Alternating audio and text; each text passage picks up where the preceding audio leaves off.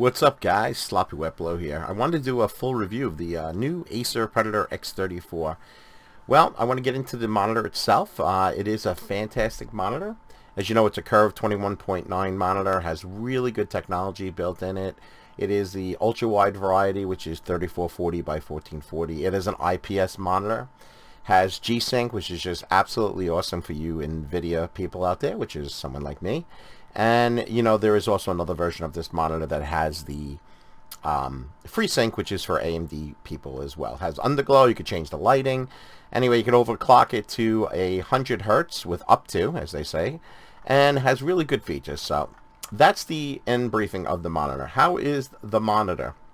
Well, this is a familiar site. As you guys know, you try to find it in different spots. Obviously, Newegg's a very popular location to pick up any kind of computer stuff, and as you know, the Acer is always kind of sold out. Only been 16 reviews, so you can just tell the limited availability there has been so far. With that said, you also have the other interesting issue, which we're going to start getting into this monitor. I want to give you a thorough idea about this monitor. Micro Center had the monitor. They actually had it in stock from the web store. This is my local store. If you changed that, you would go to the web store. They actually had it in stock. It is now not even an option to purchase it. It's not around anymore. It's not even on their website.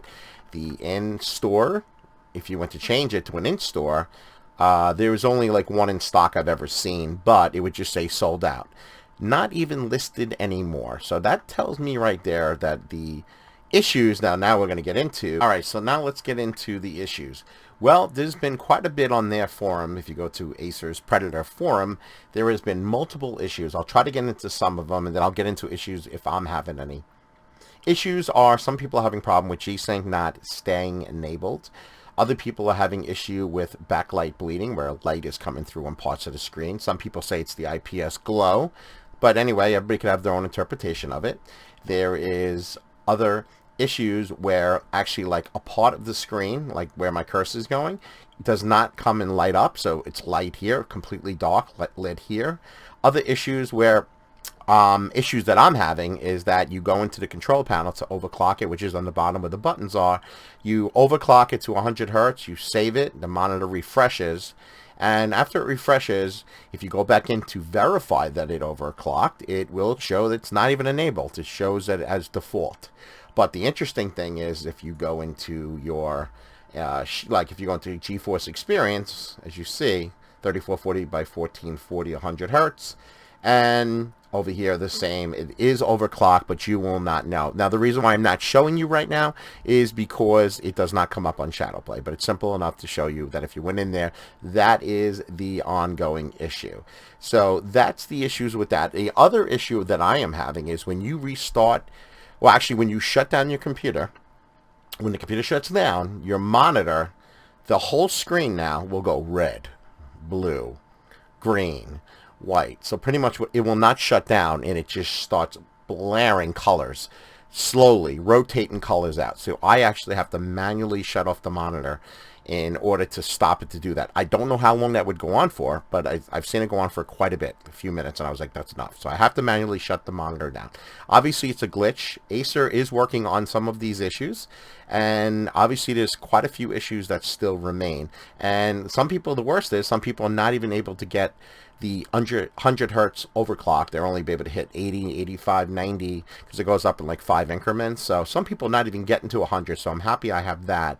But everybody should be able to. If Acer says they could do it, they should be able to do it. With that said, let's get into the gaming issues. How is this monitor, Sloppy? Is it good? Is it impressive? How does it flow? You know, let me know. Is it better than 4K? Well, let's get into it. The monitor is absolutely awesome for gaming, okay? With all those issues aside, I know there's a lot of issues here, but with that aside, the screen is brilliant. It's vivid. It looks great, especially if you calibrate it, which I did. The 100 hertz really comes into effect. You really notice it over the 4K. I forget, I game at 4K for quite a while at 60 hertz, so I definitely notice the smoothness. It's very smooth gameplay, as you're seeing even in front of you. The other thing is the input lag is fantastic. It's very low, and it definitely shows up on your gaming experience. G-Sync is beyond terrific. You have no tearing. It's just, you know, it's what gaming should be. So it's a fantastic experience like that.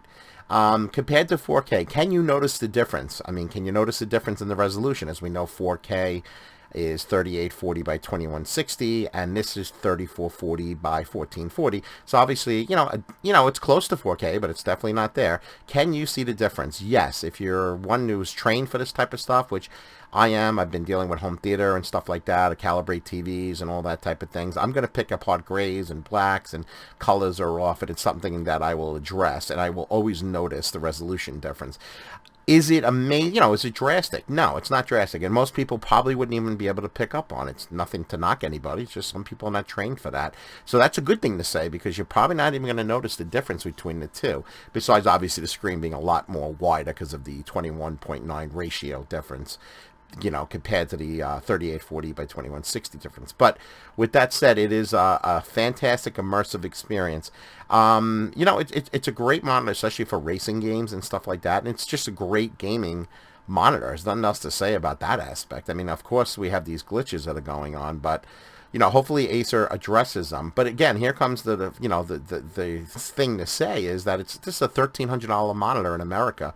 And I know some of you guys have just, let me know on the comments that, that's nothing compared to what it's going to be costing you in a different part of the world.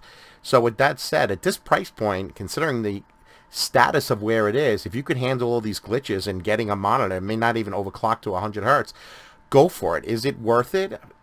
It's hard to say right now, man. With all that price point, it's tough to say.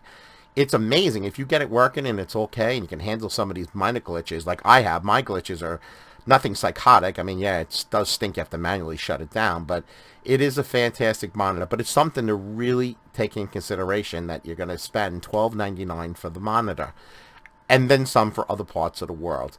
Okay, this is the other thing to realize, that Asus is coming out with their ROG 3440 by 1440 100 hertz monitor, and we know how great ROG series Asus monitors are. They're fantastic. I've had the Rogue Swift, and I loved it. ROG Swift is fantastic. So with that said, that's coming soon. No release date yet, but it's very soon. It was announced in September. So that's something to take in consideration.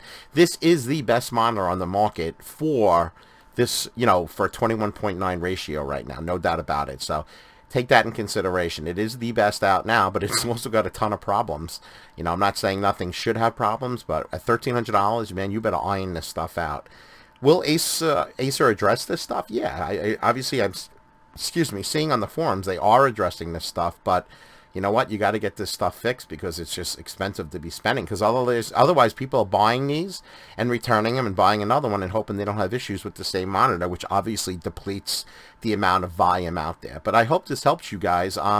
It's definitely a big step up from 2560 by 1440. The resolution difference is always going to be noticeable, and like anything, man, it's all personal preference. I love this monitor. I want to keep the monitor. I just have to decide if it's worth it with all these glitches and stuff like that. But I hope this, guys, helps you out. I give it a thumbs up with a caution that you're going to be walking into, most likely. I think there's not a lot of anybody on the forums who've gotten 100% clean monitor, meaning no issues whatsoever. So take that in consideration, all right, guys?